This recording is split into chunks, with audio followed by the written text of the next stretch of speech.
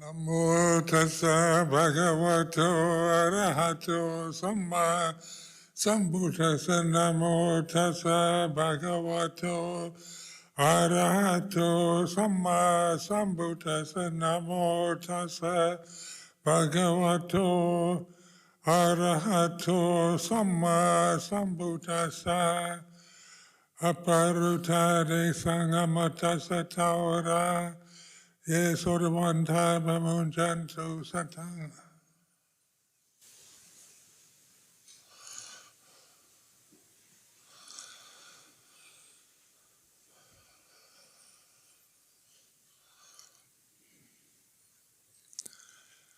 So this afternoon is an opportunity for reflection on the way it is.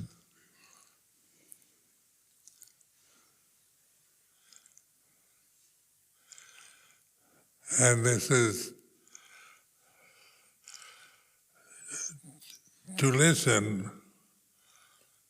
How do my words affect you? You know, you're not trying to just grasp what I say or agree or disagree with it, but it's to witness, be the witness to how words, how I reflect in this way, how it affects you. It's like this. It's not about whether it affects you well or not so well, or you understand, you don't understand. It's just, it doesn't matter if you understand or don't understand, as long as you're just aware that's the emotional reaction you have or the feeling you have in regards to what you're actually experiencing at this time.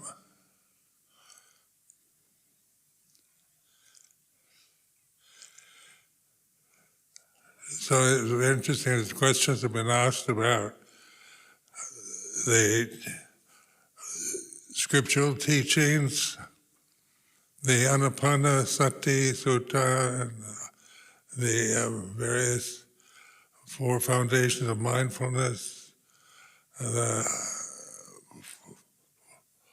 All this is our kind of scholastic background. And I've found when trying to perform all that's advised in these kind of teachings, I tended to always do it from a very personal perspective. Like, I've got to get this, I've got to experience this, I've got to experience that. The in-breath is short or long, or the out-breath is short or long. I always operated from the ego. So I found it very confusing because I'm very trained in my cultural background to follow instructions and to assume that these scriptural teachings, if I perfect them, then I will become enlightened. So the whole attitude was me, Bhikkhu Sumedho, trying to be a good bhikkhu and follow the teachings of the Buddha, which is not bad or wrong, but I found that no matter how hard I tried to do things from that perspective, I wasn't getting anywhere. I just get, what does this mean? What does that mean? And all these different levels of breathing and inhaling, exhaling, and I found it quite frustrating because I was seeing it all from the sense of me as a personality trying to follow the orders, the advice from a scripture.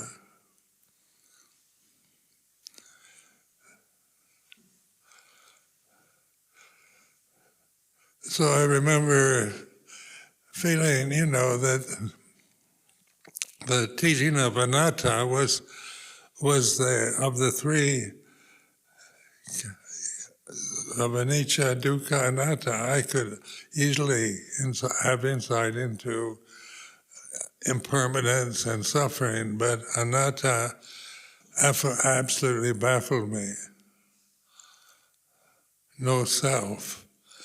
Because I kept saying, well, who's experiencing this? You know, it's obviously me, Sumedho, experiencing the breath, the inhaling, exhaling. And so I was operating from a very strong sense of being a person, a separate person is my reality. So even approaching the wisdom in the scriptures and the suttas, I could understand the words. I was good at that. I could try to follow the advice, but I was always in the way as a person because I became obsessed. There's always something I've got to do. I'm not being mindful if I'm not fully aware of a short breath or a long breath. And it became a kind of obsession of I've got to practice. I've got to get something. I've got to, find happiness and bliss. And it was always this me as a separate person trying to get something he didn't have, that he wanted, that was very wholesome in what I wanted, but it was always, as I've mentioned many times, the personality is the main fetter, the sakya ditti, the sense of me and mine, I'm separate from you. And so reading the scriptures, I would always interpret it from, before I had real insight, and as something, I had to understand, and then trying to understand the Pali terms and go to dictionary for definitions. I had a Pali dictionary. I was very interested in learning. But it wasn't until I started asking myself a question: who is it that wants to wants to follow all these instructions? What is it? And I started questioning myself. Why am I so dedicated to following instructions? And I could see it's part of my conditioning. I had enormous interest in Buddhism and faith in Luang Por Sumedho, and it was all good advice, all good instruction, not to be despised or depreciated or reviled in any way. It all had to be perfect, and I was imperfect. And by trying to do all the right things, I'd become perfect, or my ambition was to become enlightened. But then as a person, I was always doubting. I had all kinds of hang-ups and views and opinions and sexual desire and all kinds of things that I considered imperfect.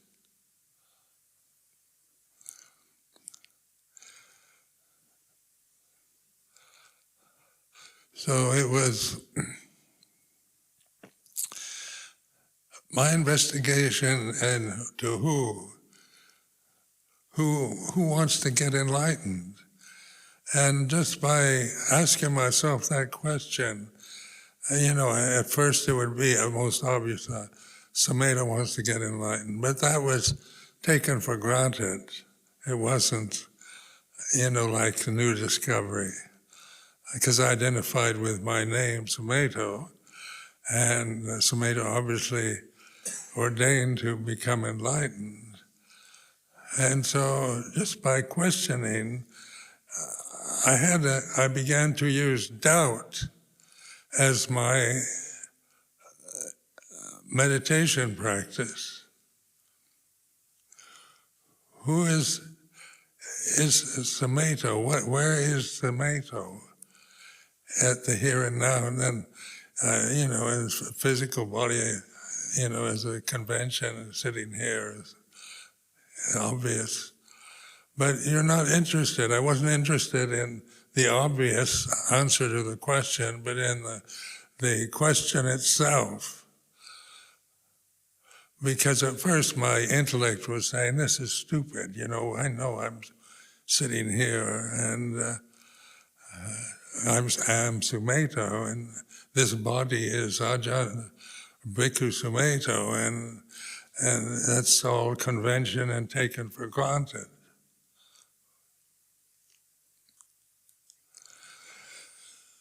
But the question, I wasn't interested in the question, but in the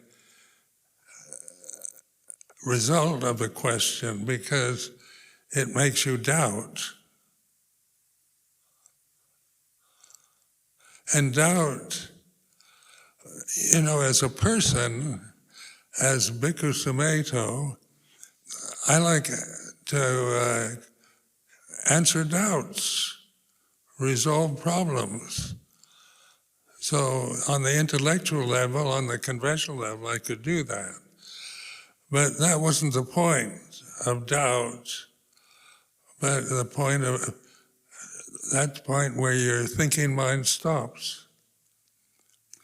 Because I could think all the time, and there was, wanting to find definitions for words or answers to questions and resolutions of problems was part of my whole educational training, conditioning.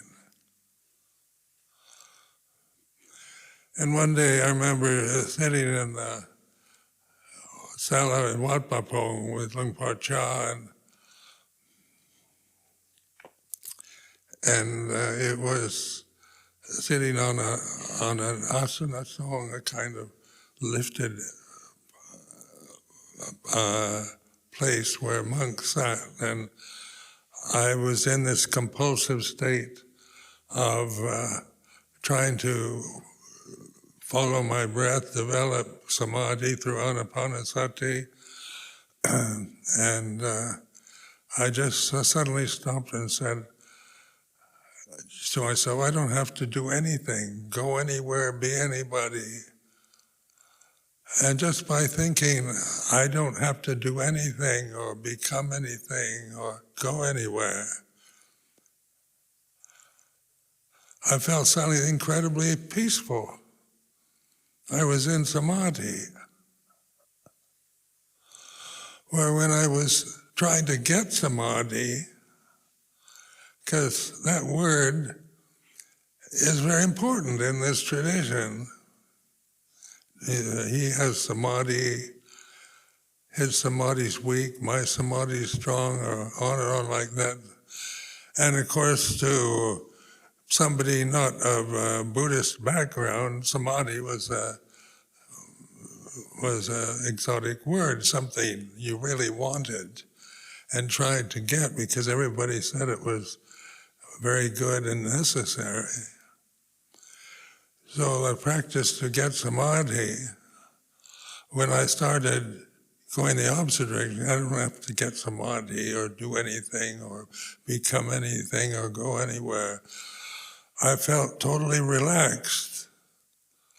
It suddenly made me completely empty and relaxed. I felt this sense of joy, of just being relaxed and present.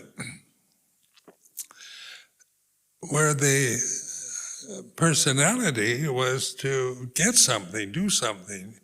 You're sitting here in a group of well-trained monks with an enlightened master like Ajahn Chah, and you're not doing anything. The guilt complex arises, and you should be, doing these practices, trying to get these states that are advised in the scriptures and the suttas.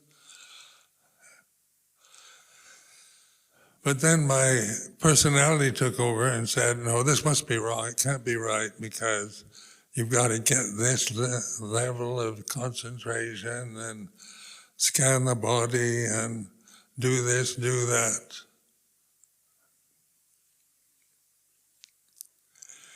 But years later, I realized going nowhere, doing nothing, not being anybody was the practice, was right view. Because that's why I encourage you to really investigate the ego, not try to get rid of it, and not try to judge it as good or bad, or are you selfish, or are you frightened, or are you, am I greedy, am I full of envy and jealousy and hatred, and all these words, they're judgmental words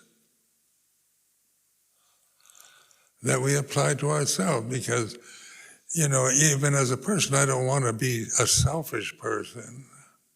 I was very idealistic as a person. I wanted to become a selfless person. So when I experience selfishness, I say, I shouldn't feel that way. That's bad. I don't want to be like that.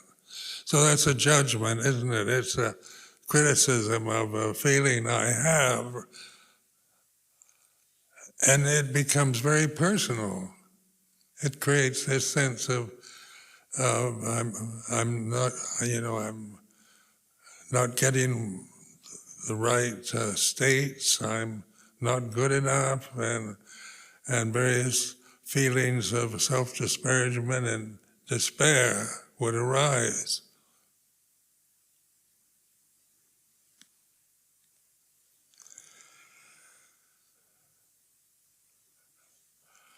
But doubt, that's why I recommend it, not try to just get rid of it. Because when you not try to find easy answers or correct interpretations for temporarily conquer the doubt you have, some intellectual doubt about yourself or the practice, but actually to witness not knowing, being uncertain.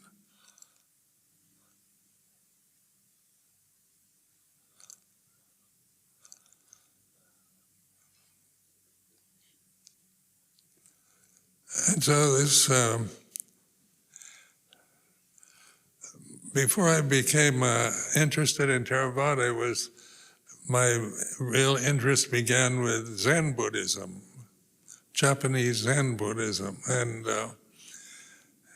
of course they use doubt as a technique. So you read, one school of Zen uses doubt, these koans, which are totally nonsensical. The meditation master gives you a koan which doesn't make any sense. You're supposed to meditate on it. And, then if your conditioning will try to find an answer to the doubt. And, if you have an active intellect, and that you might come up with some rather clever ideas as the answer to the koan, and you go before the master and he hits you with a bamboo rod, calls you stupid. And so no matter how intellectually brilliant you might be, it doesn't answer the doubt.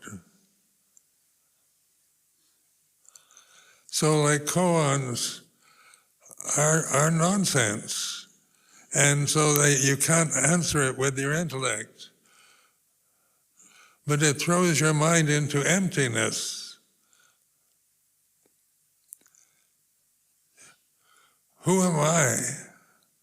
Another one. And then the obvious answer is, I'm Ajahn Sumedho. And so that's convention. It's not wrong, but it's merely, I was given that name. I wasn't born with that name.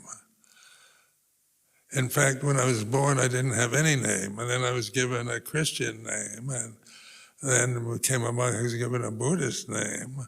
So these were all names given to me, which I tended to grasp and identify with as an identity, because we all want to know who we really are.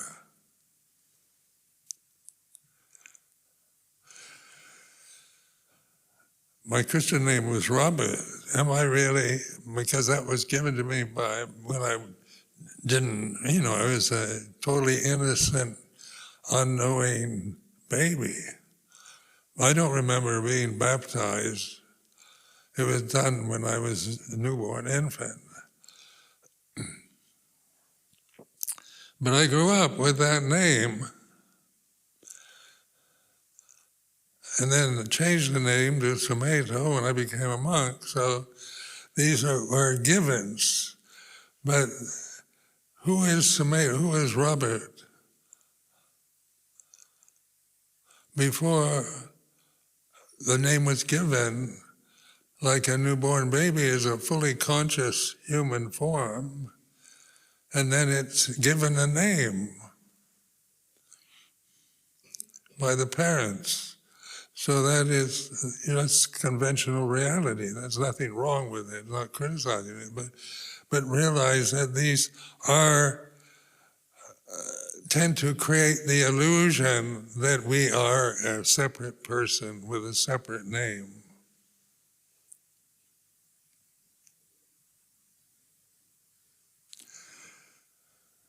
So we had an ordination of Siladharas recently. They have each given new names. So just reflect, that's a name given to you by the Sangha.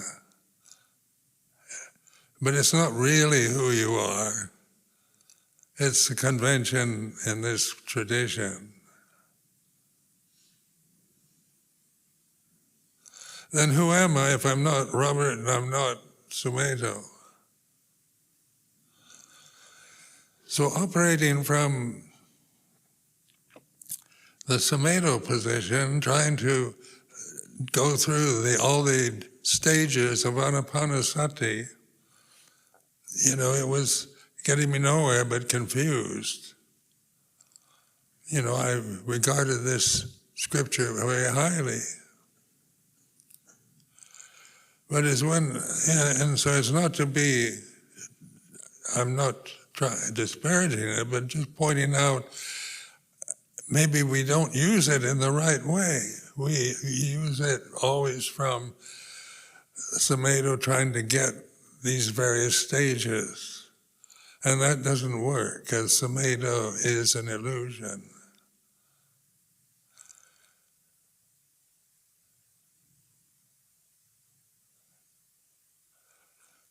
The real liberation is when you find there is no Sumedho, no Robert.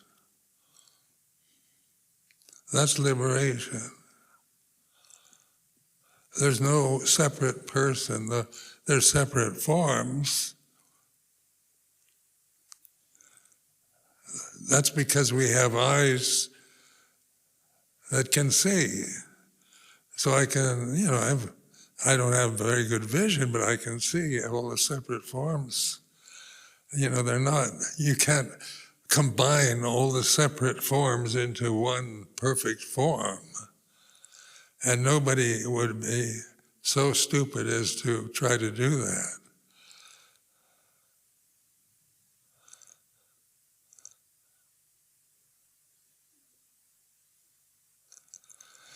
So this is where confidence, like aparuta de sangamatasa taura, the gate to the deathless is open. And that's a very powerful, liberating statement that I've used throughout my monastic life. The gate to the deathless.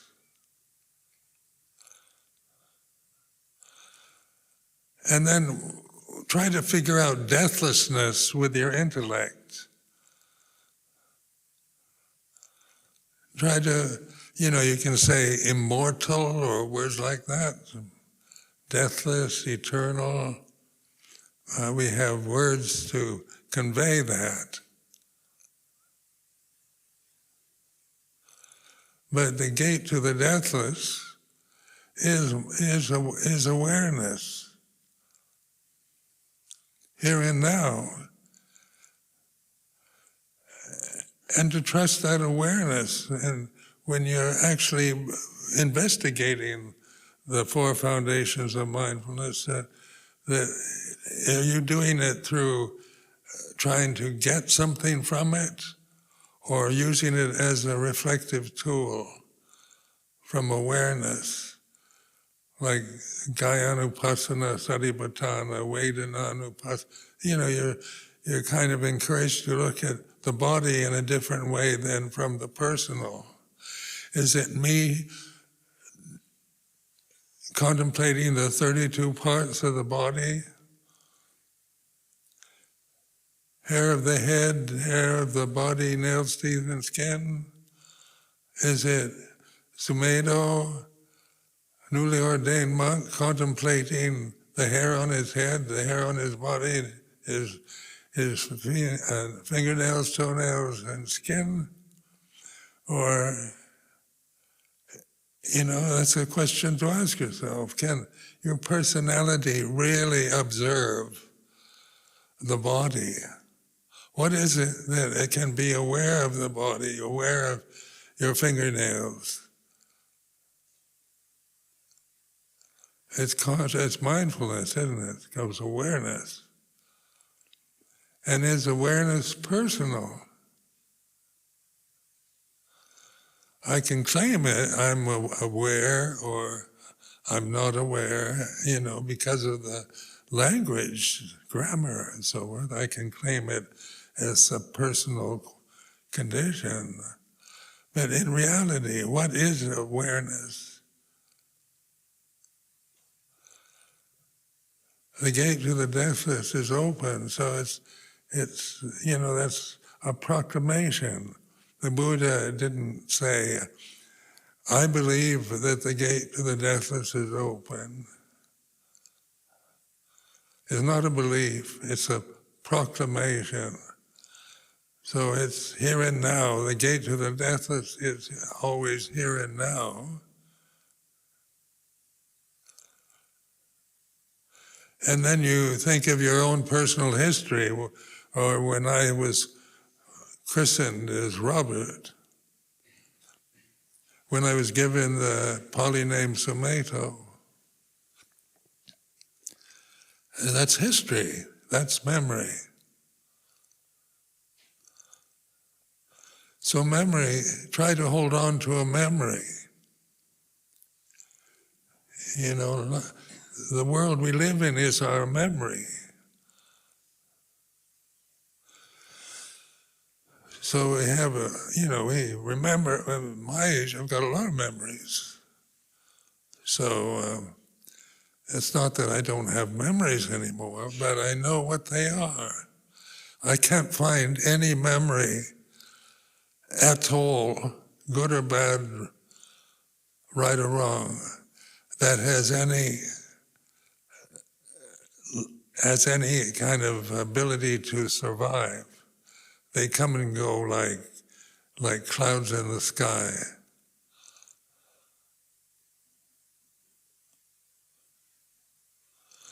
So memories, like Robert is a memory. So maybe I'm not gaga yet, so I can still remember my name. So operating from conventional level is okay. It's nothing wrong with it. It's a good convention. but am, through these years of meditation and reflection, by questioning everything and listening to, not trying to get the answer to the question, but listening to the silence that comes from doubt, from not knowing. Because silence is apparent here and now. It's not created.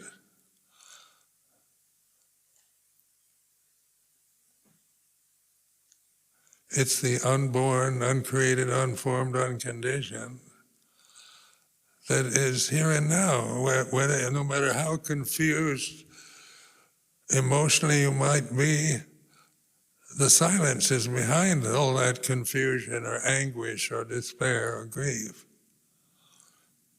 So you begin to trust in the silence rather than in the emotional habit that you're experiencing.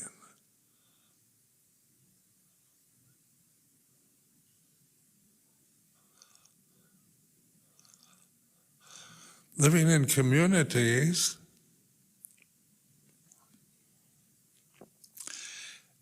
is monastic communities has a lot of creates a lot of doubts because we like some and we don't like others, and we still on a conditioned level operate from our own personal feelings about if I'm senior to you and you're junior to me, and I become arrogant or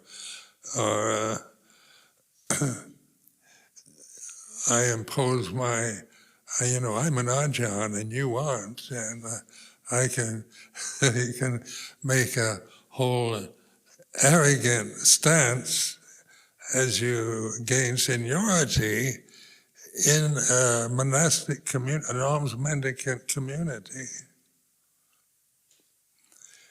Is a Siladhara lesser than a bhikkhuni?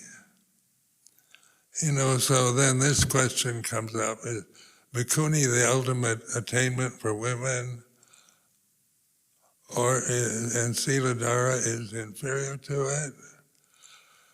So you can have personal opinions about it. But be aware that those are opinions, because that's where we want to be the Ajahn. We want to become enlightened. We want to have status. These are all desirable goals that we don't relinquish fully, oftentimes in our monastic lifestyle.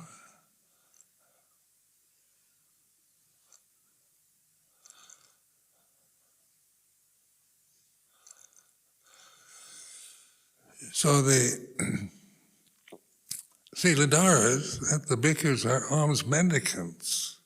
What does that mean?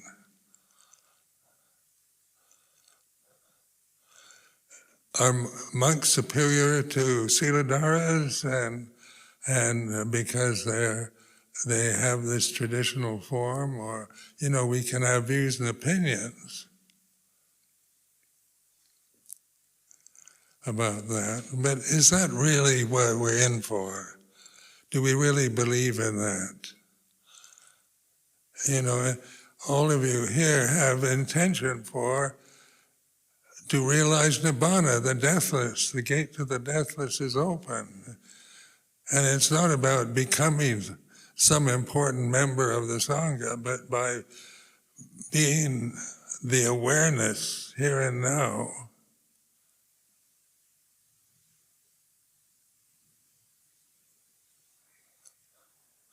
So alms mendicants, it means we're dependent. Where anagarikas can carry money. They can buy things in the market and drive cars and do all kinds of things that alms mendicants can't do. So we're at the bottom of the heap, actually. I'm dependent on the kindness of the lay people for the survival. That's a fact. And I've chosen to be that way, not as a person, not that I think that that's better than being a lay person, but it is a form for investigation. All the Buddhist teachings, the Four Noble Truths, are about investigating experience. Who experiences life? We experience through the senses. What we see, hear, smell, taste, touch, think, and feel, that's experience that we have as individuals. So how you're experiencing this reflection is not going to be the same for everyone here.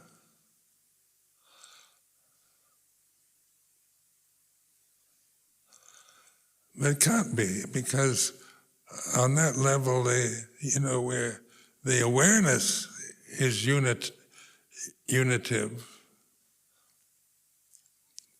Awareness is unitive. But nama rupa salayatana, name and form and the senses, are about separation, about differences. And as long as these differences are our attachment, then we're bound to suffer, because that's the cause of suffering, being bound to delusion, to forms, to mortal forms. When you realize your true nature is awareness, conscious awareness. Consciousness is the magic in the universe.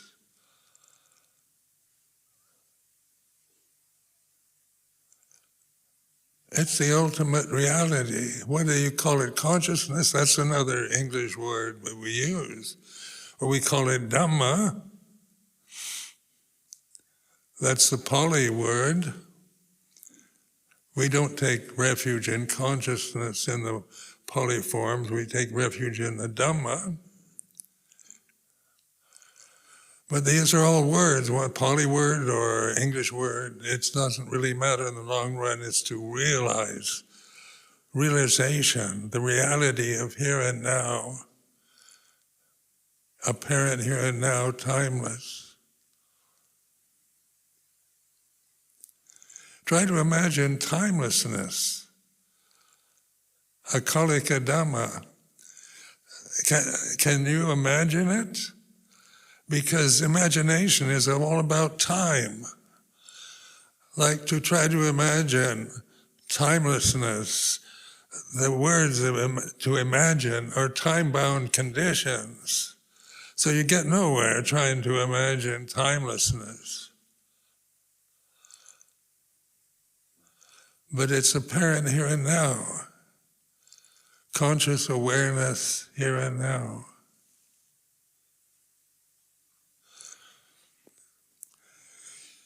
So that's why it's important to encourage you to investigate rather than just try to get everything right.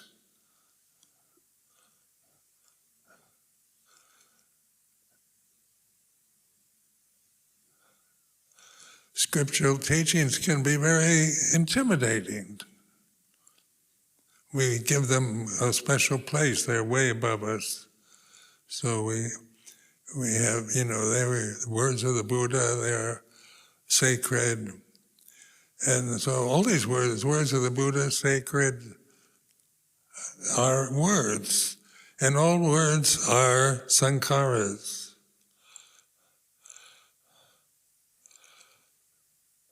In Paticca Samuppada, we say, avicca bhajaya sankhara. Ignorance of Dhamma, apparent here and now, leads to sankhara, conditions to forms.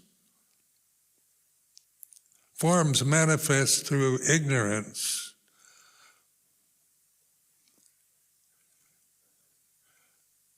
So our personality are forms. All words in the scriptures are forms. Some skillful, some unskillful, but the point for investigation is to see the ephemerality of form. That form is conditioned by ignorance, by avijja, ignorance. Where the formless,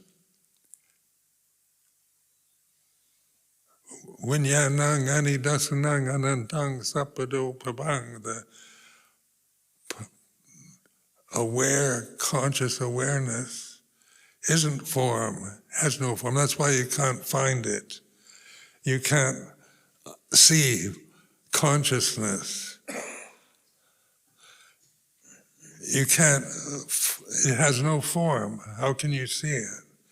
Your eyes are forms, so how can they see the formless?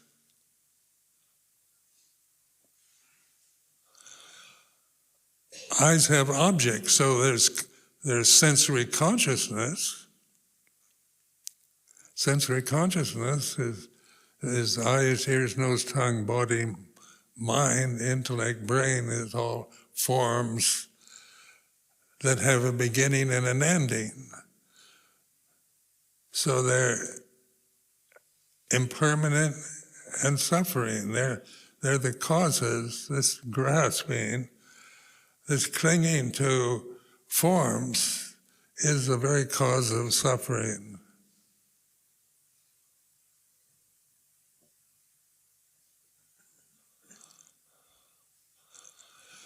So this is a very direct teaching. It's to go to the source immediately. Who am I? What's the meaning of life? Is there a purpose? Am I getting anywhere? I've been meditating for many years now, and I haven't got enlightened yet. I've heard that many times.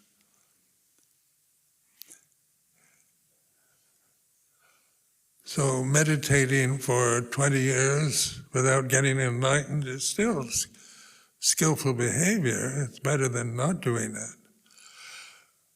But as long as your meditation operates from the delusion of a separate self, you aren't going to realize ultimate reality, which is apparent here and now, timeless. Ehipasiko, come and see for yourself. It's like an invitation or an encouragement to come and see for yourself. Find out this yourself. Don't just believe in what I'm saying. So when we take refuge in Dhamma, it's apparent here now, timeless, encouraging investigation,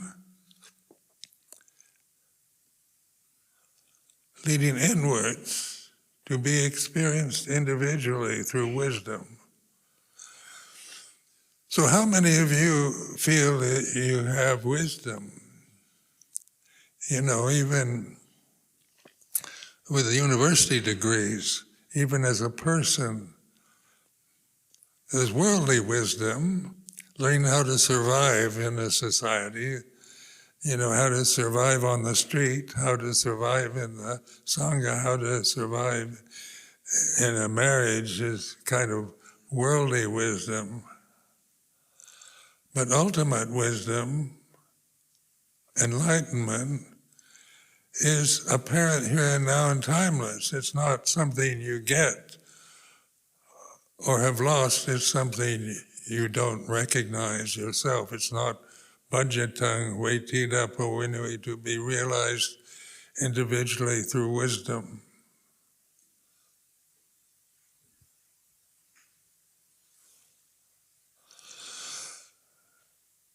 So the winter's retreat is a special time for this kind of investigation. And if you despair, that's part of the path. If you're bored, don't know what to do, be aware that the awareness is like being bored is like this. Feeling despair, feeling you aren't getting anywhere is like this. Your irritation at other members of the Sangha is like this.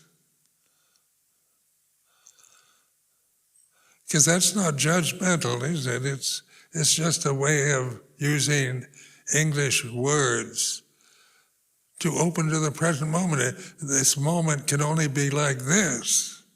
Whether it's good or bad, right or wrong, is not the issue.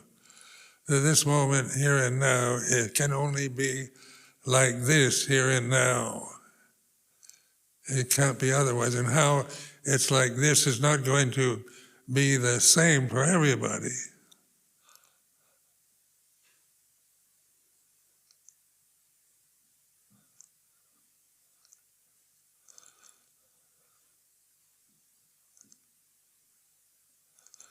And silence is unborn, uncreated, unconditioned, apparent here and now, timeless. Did God create silence? That you can believe that, people believe that, but silence, where's God in the silence? The word itself vanishes into the silence.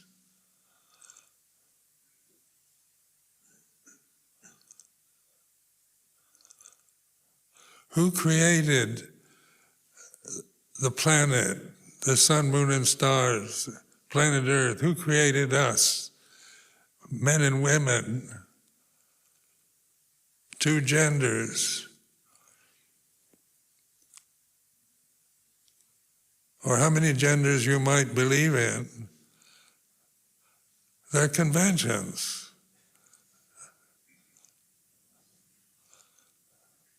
They're created out of avijja, ignorance of Dhamma.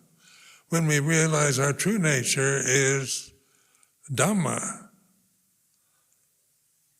our real home is Dhamma, here and now, then all the problems of the world resolve themselves. The world is basically an illusion created through ignorance. So don't give the world so much importance, because like on the media, news media, that sounds pretty, there's so many doomsday scenarios and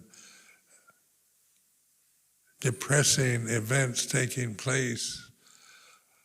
Just because people create more problems through thinking, through clinging to beliefs, to perceptions, and they don't know their true nature is already perfect. They trying to find perfection in a world that was basically created out of ignorance. So I offer this as a reflection. Andvayang Dhammakatha Sadhukarang Dadamase Sadhu